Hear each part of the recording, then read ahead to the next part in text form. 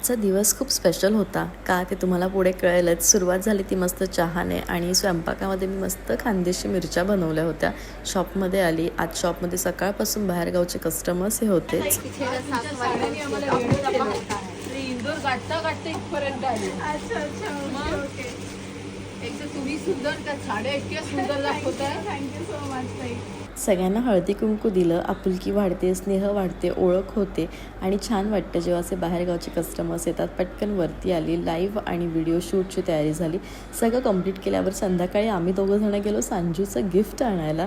कारण मला असं वाटतं बर्थडेमध्ये सगळ्यात मोठी गोष्ट असते गिफ्ट अँड केक. आणि मग काय, केक घेऊन आम्ही पुन्हा शॉपमध्ये मी आली तर बाहेरगावचे कस्टमर्स होते. छान त्यांनी स्वीट्स आणले होते. कोणाचा बर्थडे असल्याने आम्ही दोघं शॉपिंगला गेलो नाही असं होत नाही. घरी आलो, केक आणला, मस्तपैकी पटकन खानदेशी फोडणीची खिचडी बनवली आणि पूर्ण फॅमिलीसह तयारी झाली. ती म्हणजे रात्री 12 वाजता केक कटिंगची. सांजूचा बर्थडे सेलिब्रेट केला आणि मुली किती पटकन मोठ्या होतात ते कळतं. आणि याच मोमेंट्स आहेत ज्या जपल्या पाहिजे, कारण ॲट दी एंड फक्त या आनंदाच्या गोष्टीच आहेत ज्या लक्षात राहतात. आणि असा होता आजचा दिवस. मम्मींना शुगर आहे पण केक हा झालाच पाहिजे. बाय.